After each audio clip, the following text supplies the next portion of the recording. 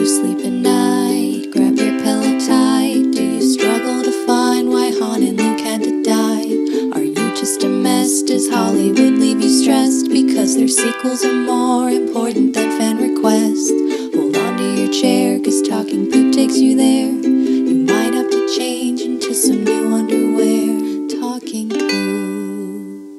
Hey everybody, welcome to Talking Poop, a podcast where we talk about movies, music, and media that make life grand. I'm your host, Jason Bromley, and today we have a very special returning guest, local hero, local badass, and the inspiration for my self-sexual pleasure, Bryan Gunn. Say hello, Bryan. God damn it. Sorry. Not even high yet. Welcome to the podcast. So today we're doing something a little bit different. This is going to be the first of what we call the Platinum episodes. Ooh. The Platinum episode is going to be where we take a specific movie that is so great, that is so grand, and so ingrained in my life that we're going to just focus on just that one movie. Backdoor Nurses 9? That's the one. That's what I thought.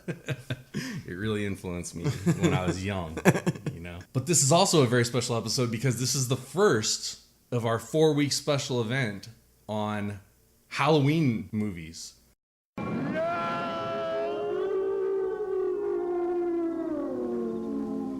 Excellent. Because we're getting to that time of the year, my favorite time of the year, where things are getting spooky, starts being fun to watch horror movies again. Pretty soon we're going to dress up and we're going to go sweat our nuts off while it's 107 degrees on Halloween night. And we're going to take our kids trick-or-treating. It's basically still summer here in Phoenix. Yeah, it's still not even basically. Like, it still will be 107 degrees at night, and you will be in a full suit of armor. I will be, yes. I will be in a full suit of plate armor with a gambeson underneath and a tunic and a sword and a helmet. Yes. I only get to dress up a couple times a year, so I'm going to take advantage of it.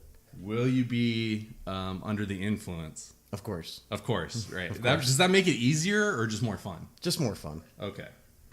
I had a local tell me a while ago that was like, Phoenix isn't that bad. It's only 3 months of summer that you really have to deal with. That's bullshit. And I was like, it's more like April, May, June, July, August, September, October, and half of November. Right. And then maybe it might start to cool down around Thanksgiving. Maybe. And then it's going to start heating up January 1st. Yeah, like around February, I remember it starts to get really hot again. And you think like, oh, this is just a temporary, just a little heat spike. Yeah, no, it's doesn't just go climbing. back down. Yeah, It's awful. This place sucks. Last year, I was Superman, and I put the spray black hair dye on my hair, and it was just like melting down my face. Yes. Like I was a beaten prostitute who just had the worst night. And it was just like black pouring down my face.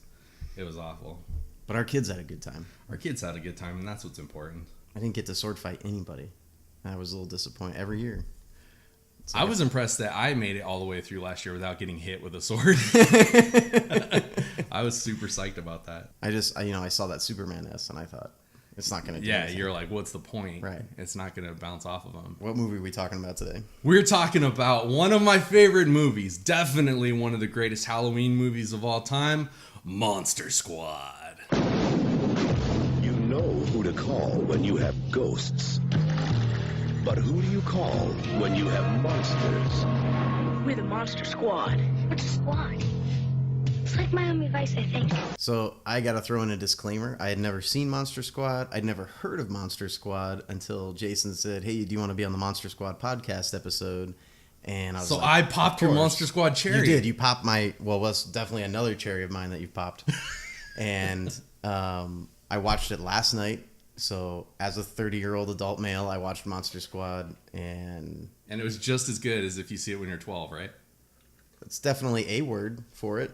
I don't know. I actually didn't think it was that great even for an 80s movie. What? How dare you come on my podcast to talk about Monster Squad and not say that it was the greatest movie you've ever seen? It wasn't even the best movie I saw yesterday. What the fuck is wrong? This is going to be a long podcast, I can tell already. God damn it, I'm furious. My nipples are rock hard right now, and they're sweating. I can confirm that. Can you vouch for it? I can vouch for that. You just reached in and grabbed it.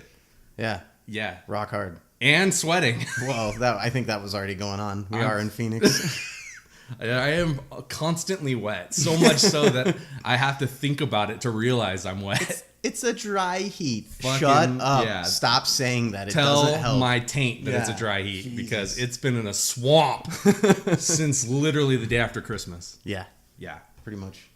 All right. So you can just fucking leave and I'll just finish up this podcast here because Monster Squad came out in 1987. How old were you in 1987? I was -1. You weren't even a sperm yet. Yeah, maybe I was in, depending on the month it came out. Maybe I'd been conceived. August. It came out in August. I'm you not had very good at no, math. yeah, yeah. You're a history teacher. No, so. I'd say that was probably the month my parents were getting it on at this Korean garlic festival over in South Korea. You were produced in a Korean I'm made in Korea, born in Japan. Yeah, and full of garlic. full of garlic. Yep. Ugh. Yeah. That's Well, why I'm so healthy. At least you don't have to Vital. worry about vampires. So Monster Squad came out in 1987. I did not see Monster Squad in the theater, nor did anybody else in America. It was only in the theater for 2 weeks before they yanked it because it was doing so poorly. Yeah, weird. It could be too. It came out 1 week after another masterpiece, Masters of the Universe. Okay. Well, He-Man. there's the and problem. Masters of the Yeah. Universe. Did you see Masters of the Universe? A long time ago. Yeah, before I was even in high school, I think so. And you loved it, right? Yeah. Well, Okay. I loved He-Man because he has a sword. So Right. if you're half naked swinging a sword or anything, I'm probably going to tune in. If I was casting the He-Man movie now, or then even, I don't know that Dolph Lundgren would have been my first choice for He-Man. Well, then, yeah, you need a big muscled blonde guy. Then Dolph Lundgren's your choice in the 80s. Now, it's probably more like Chris Hemsworth. Oh, yeah. That's yeah. your big muscly blonde guy now. I would not have thought Frank Langella for Skeletor either. I can't even remember.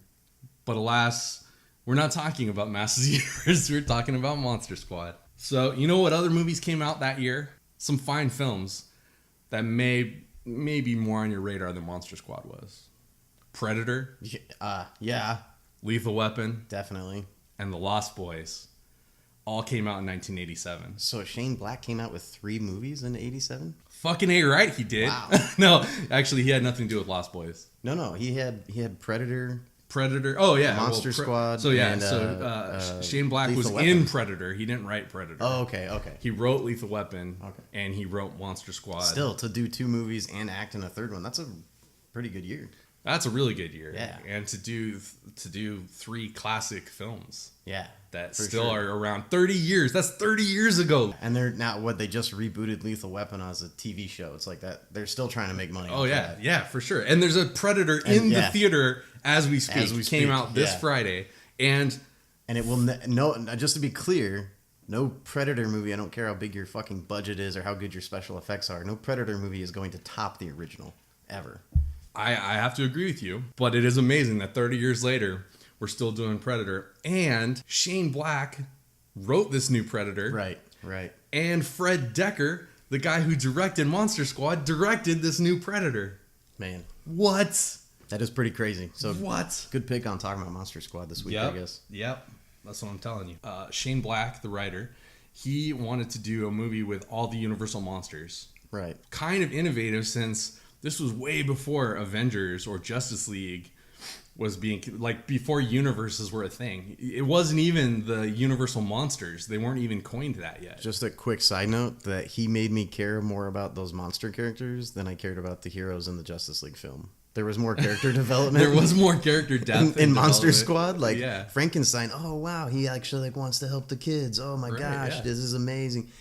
Justice League was like, what? Yeah. What do they want? Who is Dracula, who puts together the Monster Squad team, is more like his reasons for doing it are stronger than Batman's for reasons putting the Justice League together. And then you have like the Wolfman or Werewolf. What? I'm not Wait, sure. what was his? What man Shut is it? up!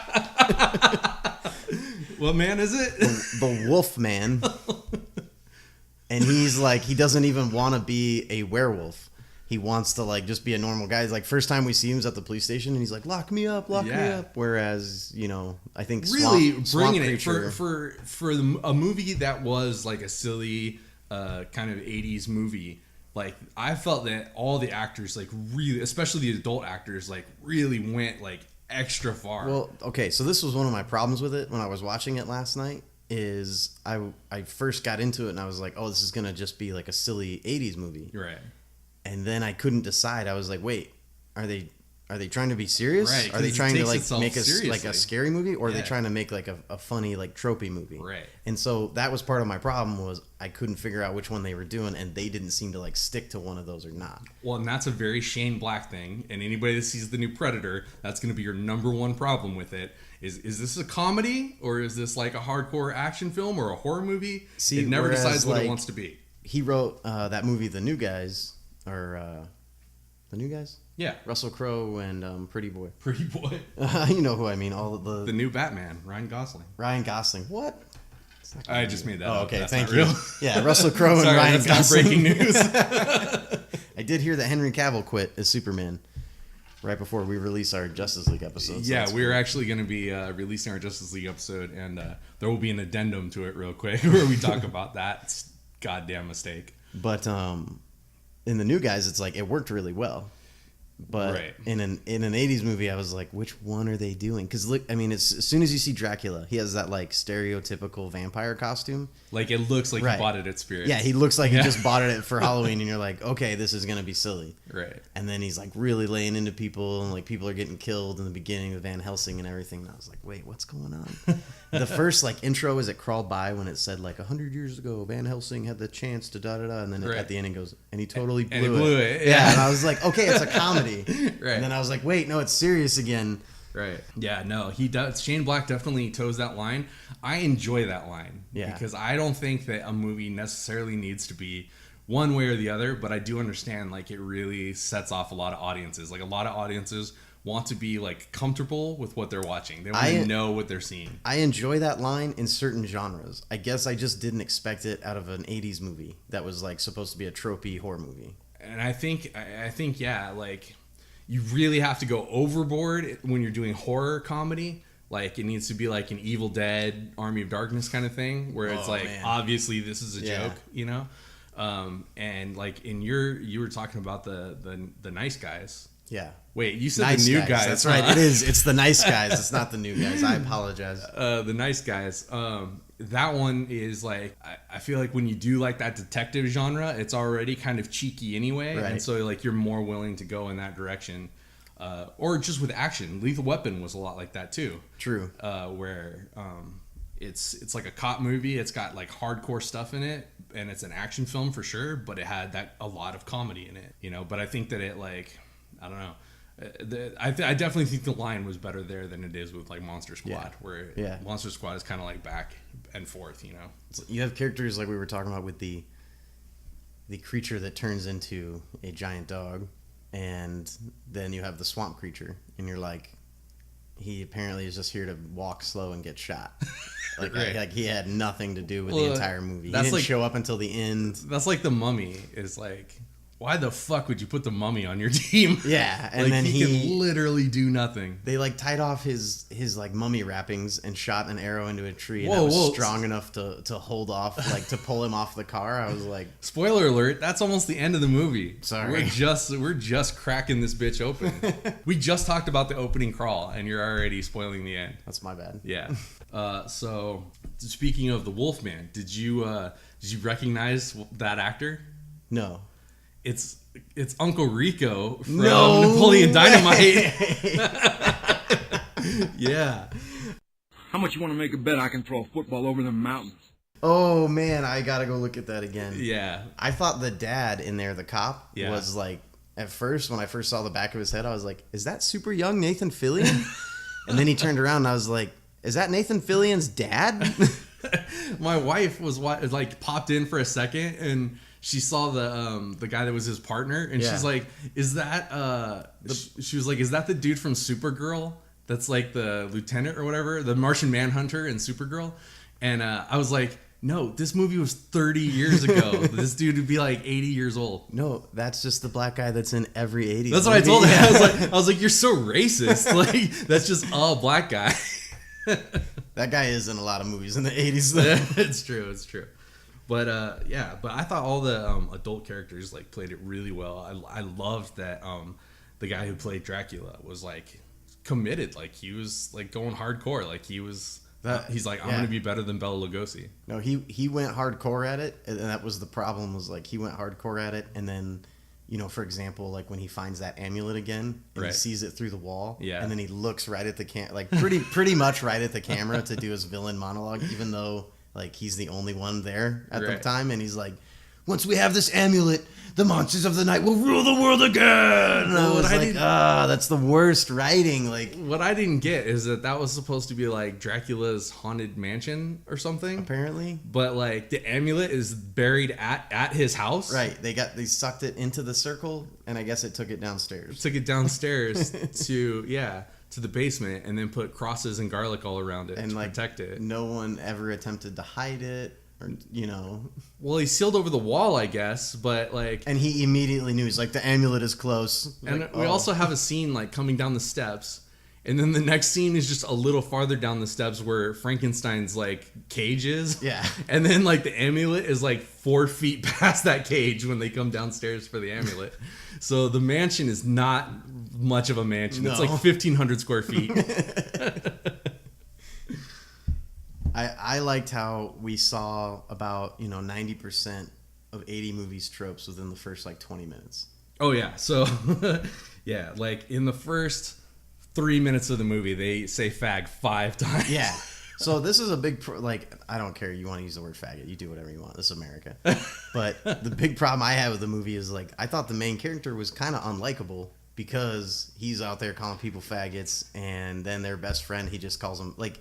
When you see that character for the first time, Fat Kid, you're right. And he's getting picked on, yeah, you're like, man, that kid EJ's really laying into him, calling him Fat Kid. Like, that's really messed up. And then he's hanging out with his friends, and they're like, hey, Fat Kid. And I was like, wait, what? That's just what everyone calls him? Like, no wonder that kid gets bullied and has, like, shitty self-esteem. Yeah, he's like telling his best friends call him Fat Kid. He's like telling the bullies, my name is Horace. And even his friends are like, shut the fuck up, Horace. Your name's Fat Kid. You faggot Fat Kid. No, he like the main character's running around calling people faggots. He's like cussing the whole time, even in front of his mom, and he's like, what, 11, 12? Yeah. I just thought he didn't ring with me like other 80s characters did, where like in Goonies, you're like, man, I like that kid. Right. You know, I get like all those kids. He's really mean to his sister. Yeah, he's like a really shitty kid. He's super bigoted to the nice old man neighbor that lives across the street. Yeah, scary German guy, fuck you. And it's like, dude's just an old retired guy hanging out. And fuck you, you old faggot. And it just made the whole main character unlikable. I was kind of like, yeah, dude, eat that kid. Like, right. Right, yeah. No, yeah, I agree with you. Like, I never really thought of it that way, but yeah, he's really a horrible little turd, isn't he? He's a shithead. And he runs that little, like, first of all, that kid Randy pulls up and, like, lights, he's 14, and he lights a match off the bottom of his shoe, and he's able to intimidate the school bully into, like, doing what he wants, and then he smokes a cigarette on school grounds. And then somehow... Oh, Rudy. That's Rudy. Yeah, Rudy. You said Randy. Oh, sorry. But yeah, Rudy. And then somehow Rudy is how not... How old is Rudy? Somehow he's not in charge of the group. Right. Like, they were like, should we let him in? Like, let's give him a test. I have a feeling that kid who's wearing the leather jacket smoking cigarettes is like, go fuck yourselves. I don't care. He's drinking beer at one point in the monster hut, like in their little clubhouse. He's spying on that girl undressing. He's watching that girl undressing. Smoking a cigarette. He's obviously fucked before, or at least done some stinky finger. He's DTF. Yeah, he's like, Sean, smell my fingers. What is this? And Sean's like, oh, what's that, faggot? It's fish. Don't worry about it. It's your mom. But yeah, he dresses like a 50s greaser. Yeah. And then, and he's like smoking and stuff. And then he's hanging out with a 12-year-old. And then he doesn't do anything again until the end of the movie. He's also, he's a thief. Yes. He's a pervert. Yes. He knows how to make ammunition. He made bullets in shop class. Bullets and in shop wooden class. stakes, which we were getting into the movie, and I was like, shit, are they not going to do a montage? This is an 80s film. Right. They better do a fucking montage. They did a montage. montage. And then they didn't let me down. And montage of him being a thief, a pervert, and a weapon maker. And I was like, okay, great. Yes. And he holds the picture up to the girl like his blackmail. Later, when he wants her to like read the thing, the kid's sister, he's like holds this picture up and he's like, they got a 2-for-1 special at fucking Photo Hut or whatever it is. So like he's really setting himself on a life of crime. By the end of the picture, he's murdered at least 3 or 4 people. Right. Right. So yeah, and for some reason he wanted to hang out with this group of 12-year-olds. Right. And also, I can only think that it's for nefarious reasons. That's all I can think of. And then if you notice, like in the beginning, the whole adventure, the whole like call to adventure, they have no proof. Like they actually don't know what's going on. Oh, well, when It's just kids like screwing around. When the kid looks at the message on the board that his mom wrote, and it was like he just unscrambles the letters into Mr. Dracula. Olivacard called, and he just sits down with some paper, and he's just like fucking moving around. He's like, fucking Dracula. That's his proof. That's it. That's like all the proof he needed Yeah. to start off on this whole adventure and start killing people, by the way. Right. Of just like, yeah, we obviously need weapons because this guy called my house and I unscrambled the letters. It was an anagram for a vampire. Like, oh. I did get sent to the principal's office, though, for making wooden stakes in shop class. Well, yeah, obviously. I mean, of course we were making weapons in shop class. But I don't remember. Boys. I don't remember ever seeing a mold for a bullet. I don't in ever shop remember class. seeing anyone making bullets, and you need a lot more equipment than that, by the way. I just want to point that out. Yeah, he just like dropped a fork in and then like poured it right out into the bullet maker. He apparently stole some silverware and then took it to shop class, melted it down. I have no idea where he got the gunpowder from, and then just hand fitted those bullets. And then they just happened to work in the police officer's revolver later. They just happened to be 38 special. So I was like, He knew his shit, dude. He had the anarchist cookbook. Yeah, apparently. he's like, I better make these standard police caliber. So one thing we skipped over was that so they didn't even have the rights to the Universal monsters when they started making this movie. Oh, shit. Yeah, so it was not a Universal film. And they were just like, we're just going to fucking steal these characters. And they just had to like change them a little bit to not get sued. So like they went and they started making the creature costumes, and like instead of putting the bolts in Frankenstein's neck, they put them in his head. Yeah.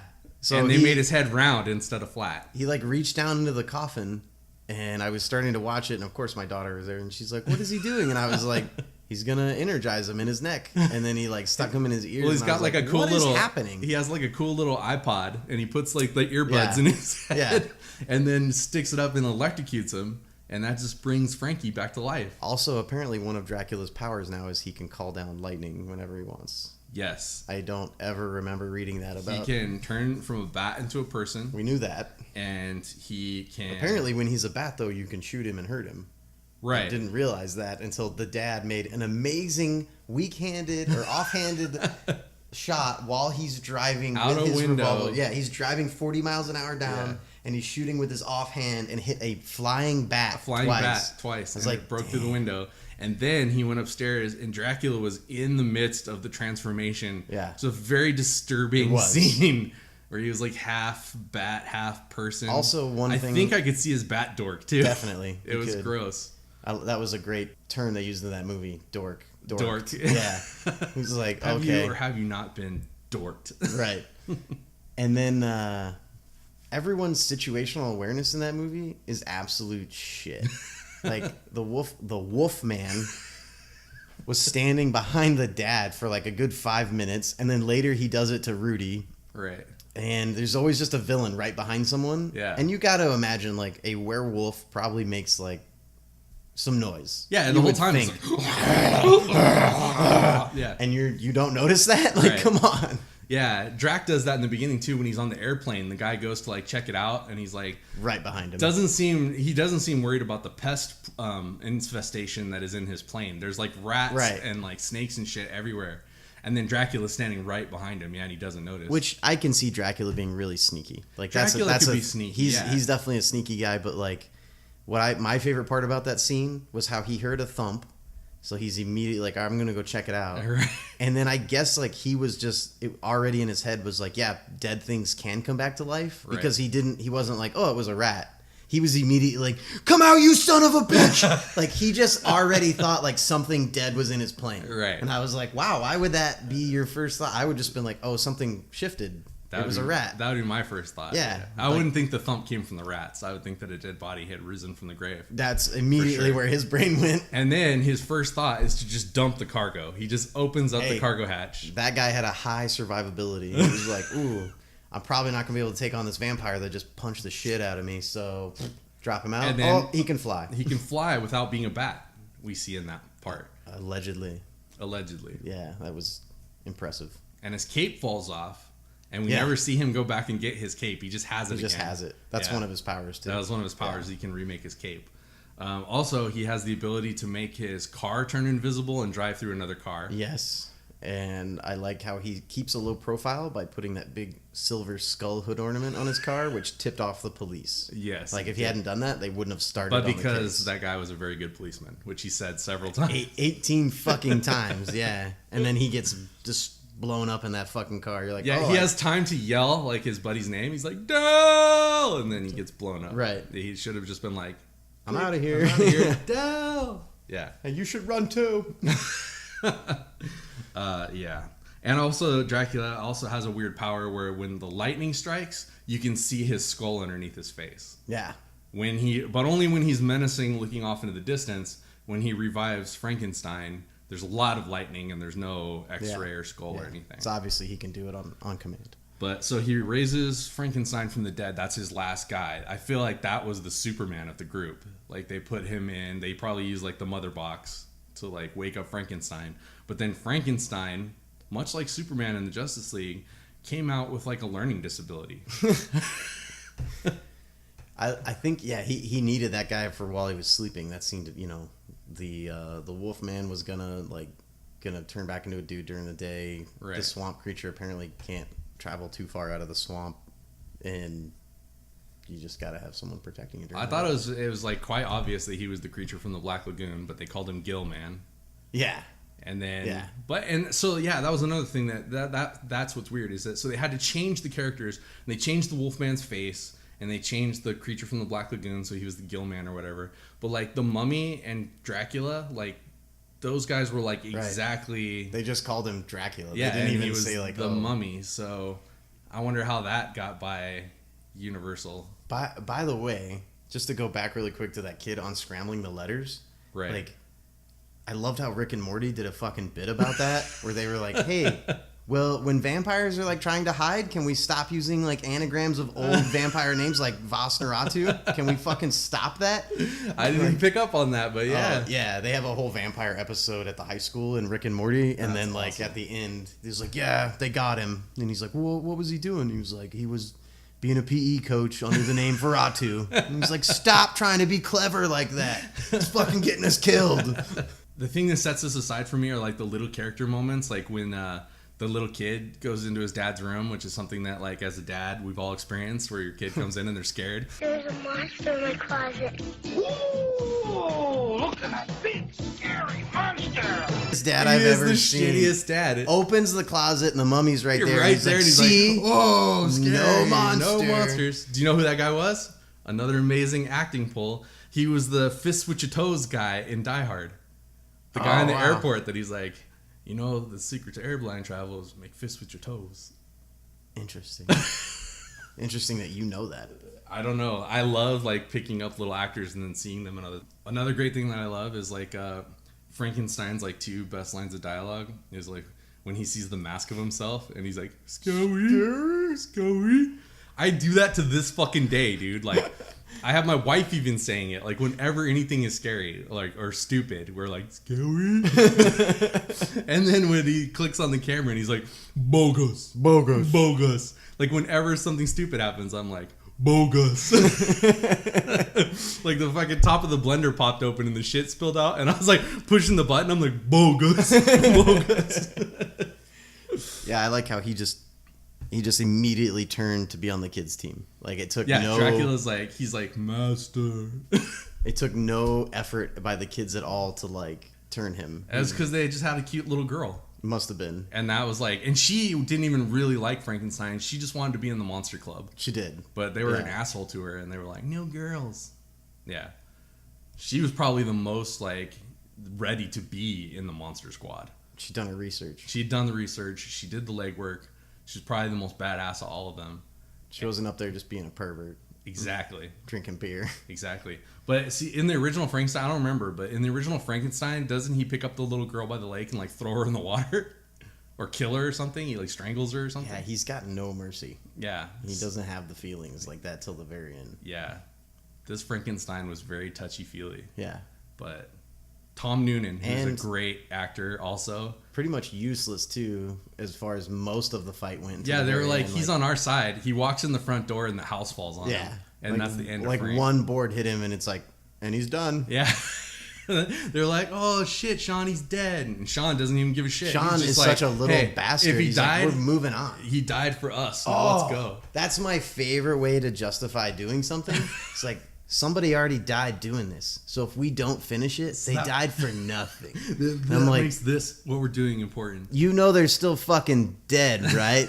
And you know there's a good chance more of us will die if we keep doing. All right, just checking. Yeah. Okay, just checking with you. That's my favorite fallacy, is if because we've already committed to this mistake, we have to keep making it. All right. But then that scene goes into another one of the greatest scenes of all time. Wolfman's got nards. Which this transitions right into what I wanted to talk about every single monster in this movie, like being shit at killing people. Yeah, they're Like- not good, and like- they're easily dispatched. For some reason, did Dracula have to have someone hand the amulet to him? Because there's like 2 times where the person who has the amulet is in his hands. Like literally, he has that fucking girl by the throat. Right. And he's like, give me the amulet. And I'm like, take it out of her hand. When he picks her up like that, he calls a little 5-year-old Yeah, girl a bitch. he calls her right a to her bitch. face. Yeah. That would never happen in movies today. No, he did. He called that 5-year-old girl a bitch. And then because she's all ready to be in the monster squad, she's like, you're not getting this fucking amulet. Yeah. I'm going to read from this German book, send you to hell. And they were so fucked up when they made that scene. They didn't tell her that he was going to have like the red contacts and the fangs and everything. Oh, wow. He'd never seen her like that. So he picked her up and he flashed that at her. So that scream she does is like real. Well, it's good because earlier when the mummy's on the back of the car and she's screaming because it has her by the feet, she's Right. doing this. She's going, and you have to imagine it's probably like her 40th take of the day. Oh, yeah. She's 5. Yeah. Like my 5-year-old can barely get through a day of kindergarten, like let alone a full like 12-hour movie set. Like, Right. and the other kid, Eugene. That little kid Eugene who writes the letter to the army, and the army, And the army shows, just up. shows up. The army fucking shows up. Based They off brought of a tank, a colored- Yeah, they brought tanks based off this fucking kid saying, "Please hurry, there are monsters." And they walk there. Who's Eugene? Yeah. Where's the monsters at? Like, Where's the monsters? What?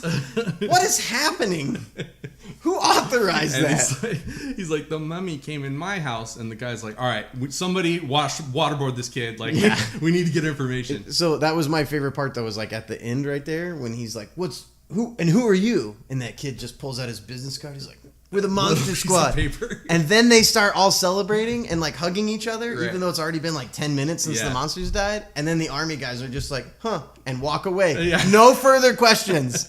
No further questions. Like, we got the Monster Squad business card. Yeah. We're out of here. There must have literally been like a military base like right there in their town, And those so guys bored. were all just so So bored. goddamn They're just bored. like, all right, guys, they said there's monsters. Let's go check it Fucking out. fire up the tanks. Fire up Let's the go. tanks. The tank's got gas in it, right, guys? And just as being a member of the military, I'll just tell you, it's the least efficient organization in the world. It would have taken those guys at least 2 weeks to get ready to fucking fight some monsters. Exactly. If we can't even like get into a hurricane to give people some water. Fucking got this handwritten note in crayon from a kid. We gotta mobilize. Let's go, people. They show him like fold up the note too, and I wanted to see so much. Like, where did he mail that Right. fucker to? At night. Yeah. Who picked that letter up? Like, oh man. And his whole job, besides sending the letter, his whole job was to scream in every fucking scene he was in. Like, I wanted the monsters to kill that kid. Yeah. Because I was like, man, he needs to shut the fuck up and stop screaming. Well, and he's like 5, Yeah. and he's hanging out with 12-year-olds. Again. And then there's yeah. Rudy, who's like 15 or 16 or 20. We don't know. We don't Yeah. know. So there's definitely like a huge age gap in the Monster Squad that I don't feel was like a real thing. Like, Yeah. we pretty much hung out with kids, maybe in a class above or below you, but not any farther than that. Also, why did Rudy stop those bullies from beating up Fat Kid? Like, it never... Yeah, like... why didn't they just start the movie as friends already? Right. Yeah, it didn't make sense that like they were new friends. And there's no cool kid that would save you from being beat up. No. When I'm sorry, when you're being bullied, you're on your own. yeah, you're on your fucking own. Yeah. You know that kid, you even remembered his name, EJ? Yes, I did remember his name When because I recognized him. Yeah, he's I the did. brother in Wonder Years. Oh, okay. All right. Yeah. So everybody used to say that I looked like that kid when I was in the 80s. And I did have like the same haircut, and I was wearing like the TNC surf design shirts like they all had. I could see you picking on a fat kid. I was, yeah, but I got picked on though. But I was fat. I wasn't fat. I was skinny back then. See, so I was, we've both been picked on. kid. We both know, like, when you're bullied, you're on your own, man. No. And you're just... Rudy's not going to show up, light a cigarette, and help you out. Yeah, and if somebody stepped on a Snickers bar, you're fucking eating that Snicker bar, dude. You're just glad it's not one of those white turds from the 70s. Oh, yeah. You're glad that it was actually edible food and not something. I had a dude make me eat grass one time. Wow. Just a fucking handful of grass. Wow. And I fucking did it. And there was no Rudy that came to save me. Fuck no. No. See, I always just fought him, and I would always lose and get the shit kicked out of me, but I didn't have to eat anything gross. But... I had this kid that used to beat the shit out of me every day, and he was in my school. His name was James Kim. I'm going to fucking say it, because if you're out there, go fuck yourself. I'll find you, James Kim. I will fucking find you. I will fucking find you. I heard he got shot in the face, actually. Hey-oh, that's called karma. I heard he joined a gang and got shot in the face, but I don't know. If you're out there, James, and you're like a lawyer now... Still fuck you. You were a fucking asshole when you were a kid, you know? You may be a good guy now, but you were a dick. So anyway, this dude would fucking pick on me all the time, and he was like a little martial artist. And he would like practice his fucking moves. Like I would be walking in line, you know, and he just hit me in the back as hard as he could. And I was just like fucking tortured by this kid. And my dad was like, if you hit a bully, he'll stop fucking with you. So I was like, all right. Next day I went to school all pumped up. Fucking James came over and he threw me up against the fence. And I was like, all right, now's my chance. And I fucking socked him in the jaw as hard as I could.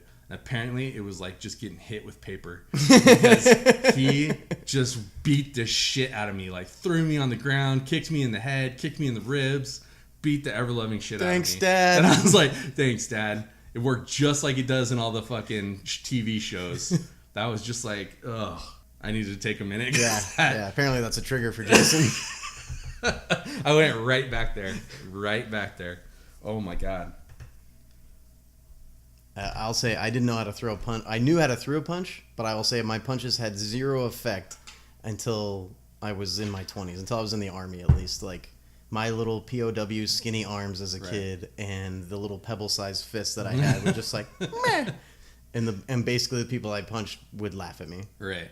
Which is actually why I started learning jiu-jitsu, because then people don't laugh at you when you choke the fuck out of them.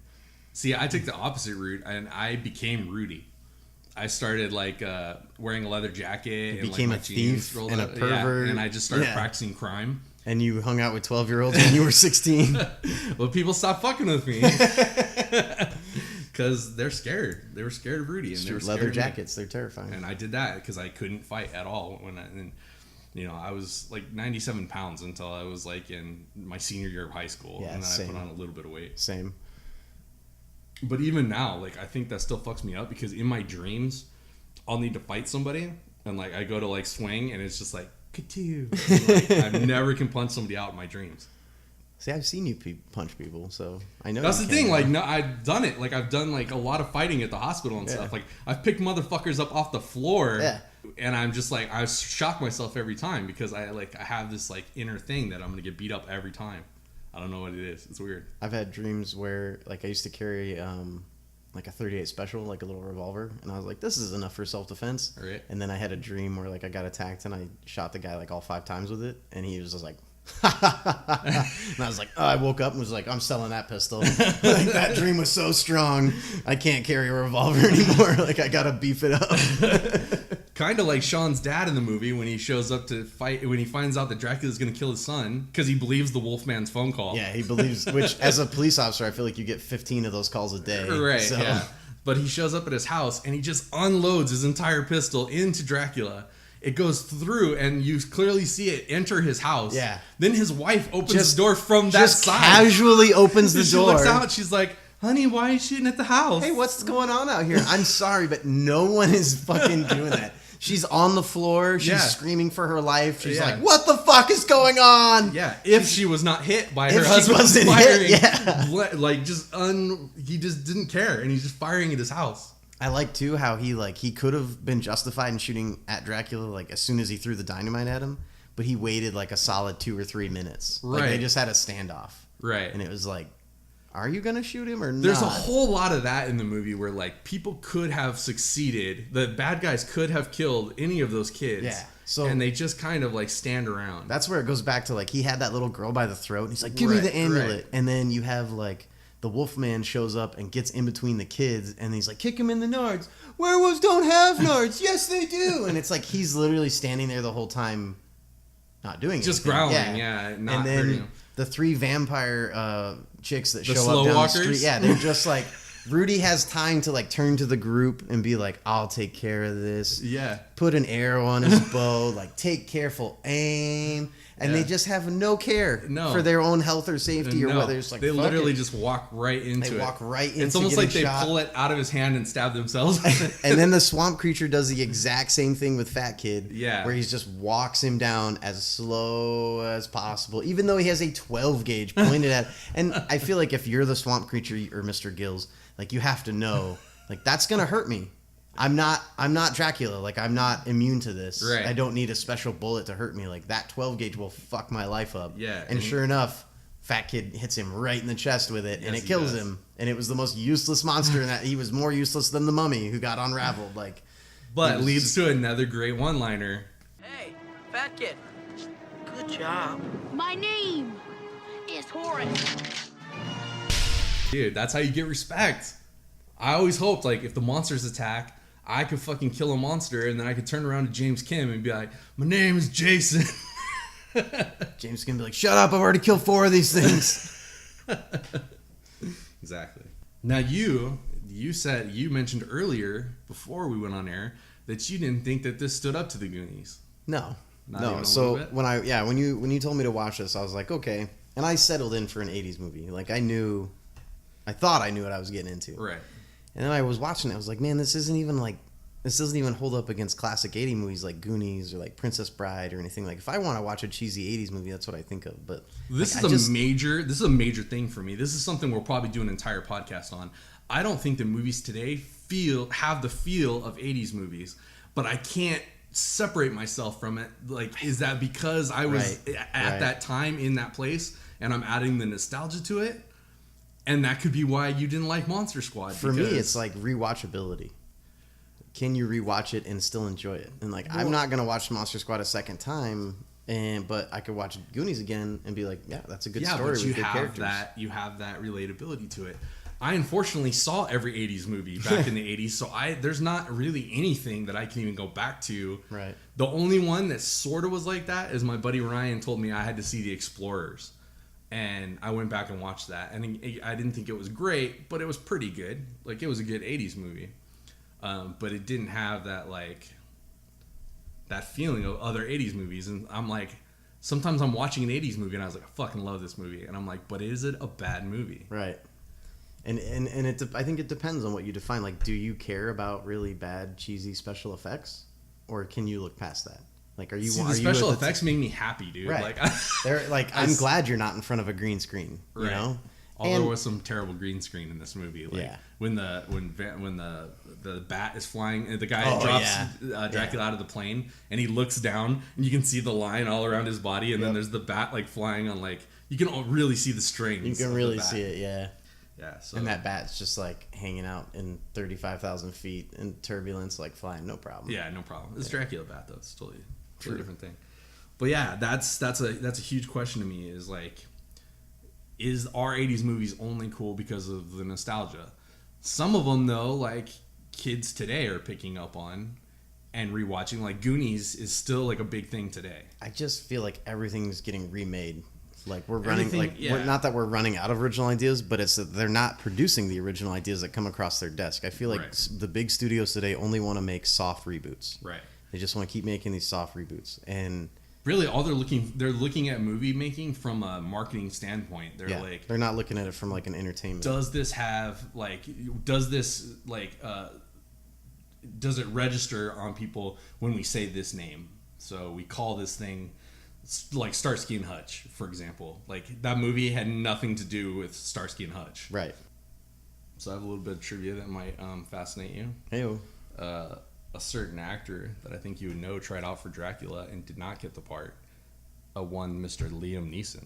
And he didn't get the part? He didn't get the part. What the fuck? At the time, he was a complete unknown, and he tried out for Dracula. I feel like all they had to do was listen to him say a couple lines, though, and they would have been like, oh, okay. Yeah. Wow. Yeah.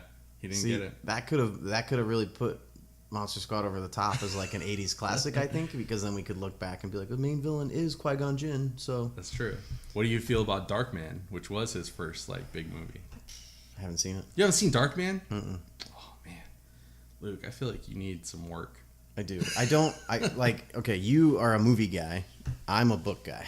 Right. I read books in my spare time. Like, I'd rather read a book than watch a movie. Right. So are you saying that I'm dumb? Yeah. Yeah. Yeah. Okay. So I just have a hard time sitting down for 2 hours and like looking at the TV without being distracted. For some reason, it's easier to read a book for 2 hours than to watch a movie for 2 hours. So there's a lot of movies out there that I haven't seen.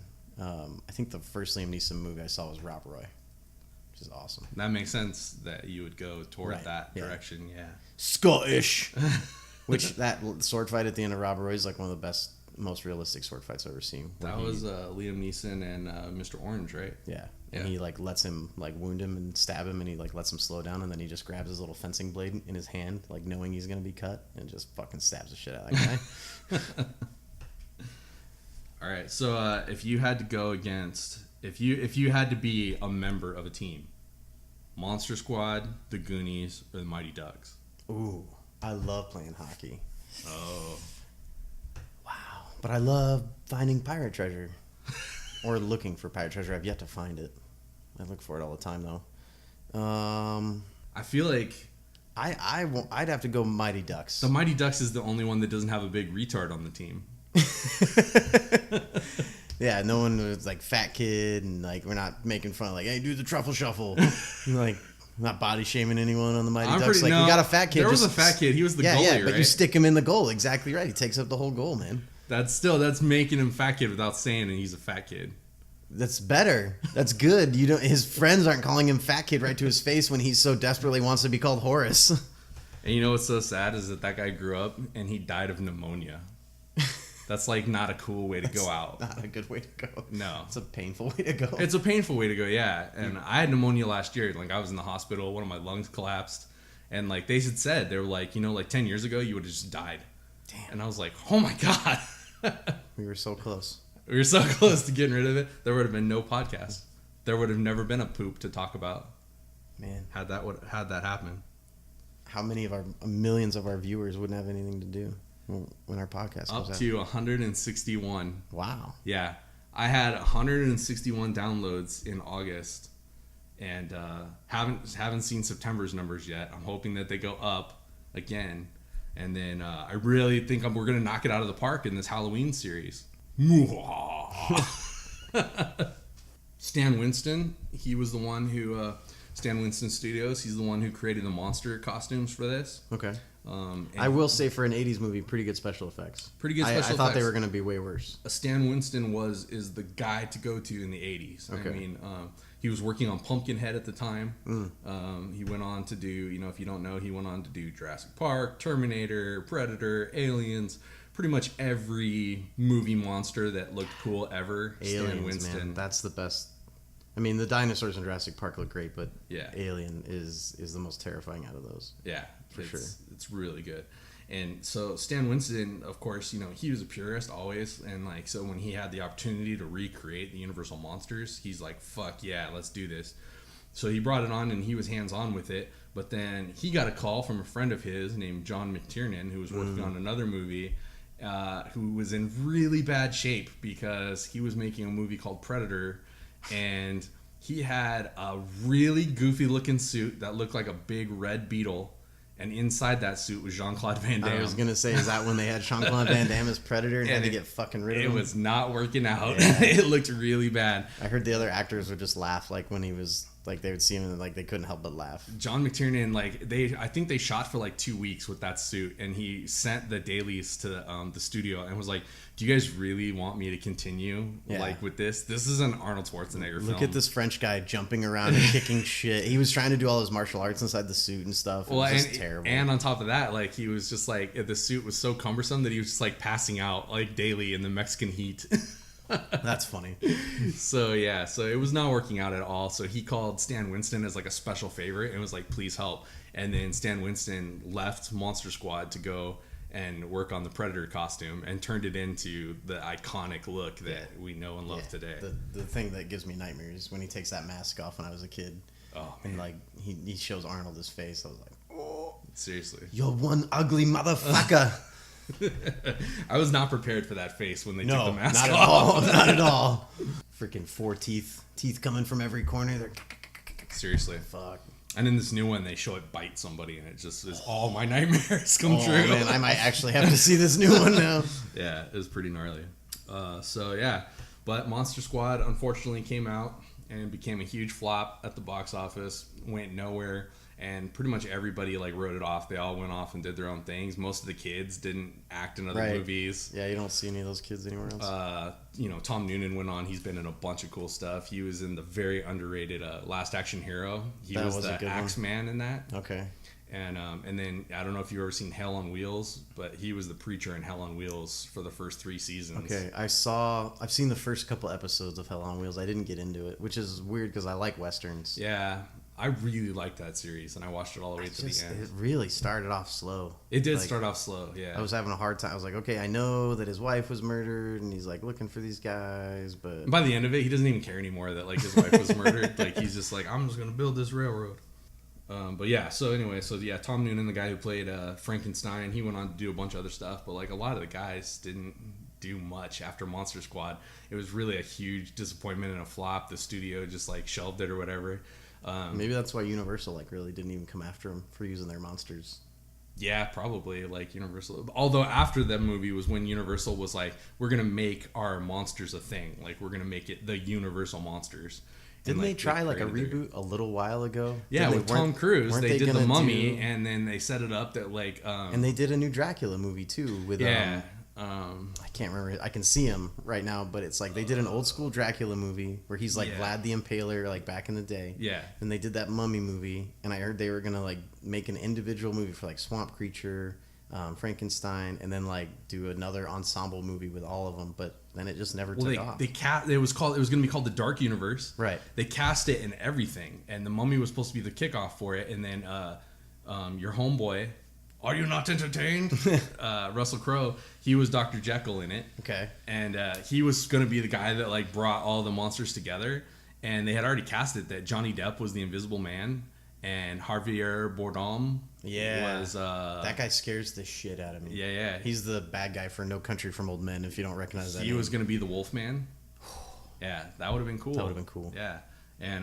And then the Mummy flopped. It sucked really bad. Yeah, you put Tom Cruise in it, dude. I'm sorry. Like, yeah, that's the thing. It became a Tom Cruise vehicle. Yes, exactly. Stop fucking casting him if you want it to be something bigger. Yeah. He does standalone action films. Leave him. He's making 19 fucking Mission Impossibles. Yeah. All right, let him fucking do that and let him go preach Scientology. Stop putting him in your movies that you want to do well. Yeah. Fuck. Like, how do we know this and like Hollywood doesn't? I don't know. It seems very obvious from the outside, but maybe from the inside, they're just like, oh, Tom Cruise, that's a huge get. Give that little midget another chance. Everybody knows what that guy. Let's get Jerry Maguire to And you know what sucks is like, I like those Mummy movies with Brendan Fraser. I thought they were fucking awesome. They were fun and they were cool. They got stupid. Well, one is awesome. One is awesome. First one is awesome. Two and then was like pretty good. They all go downhill from there. I think there's only 3. Yeah, they did like the Jade Emperor. What they did like one with Jet Li. The third one was just it was garbage. A mistake because like they changed the girl. Don't ever change a main character on me. Fucking do that. Write the character off. Yep. And bring in another girl. Yep. You know. And then they had his son in that. The guy was the fucking same age as Brendan Fraser. Right. He kept calling him son. I was like, dude, they look like gay lovers. This is bullshit. No, but number one, that first movie, that was great. Billy Zane, Brendan Fraser. Billy Zane wasn't in that. Billy Zane is the Who's the Mummy? He was fucking he was Destro in G.I. Joe. Seriously? Look it up right now. You're so if Billy Zane was in the Mummy, goddamn, would have that been a better movie? I mean, he's the same guy that played the Phantom way back in the day, right? Billy Zane was the Phantom, but he was not the Mummy.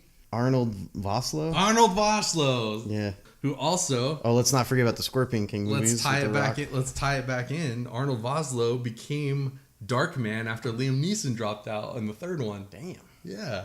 It's like 6 degrees of Arnold Vosloo. Billy Zane. Wow, I was way off. Yeah. And sorry, he's got no hair in that.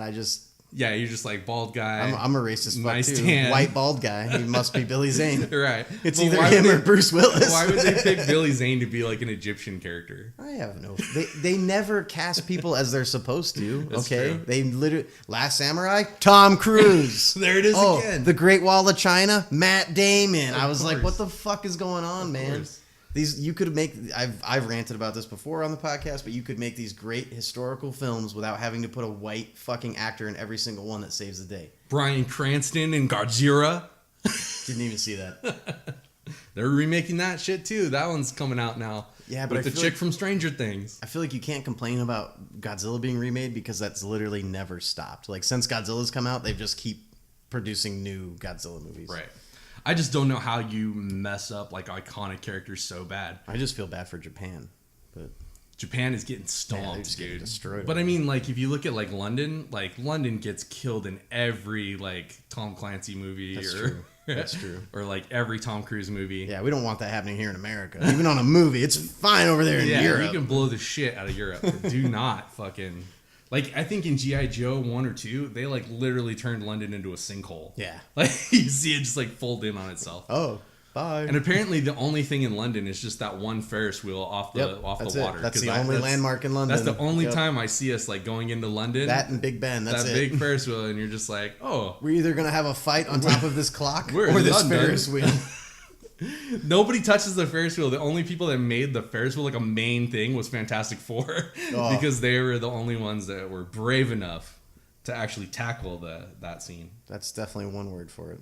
Oh my god! All right, so would you recommend Monster Squad to one of your friends? To any of my adult friends, no. Yeah. To my class of 7th graders, also no. Because they're all faggot and shit. And I got in trouble as a teacher in the classroom for saying hell. Oh, So I'm yeah. like, yeah, it's the worst.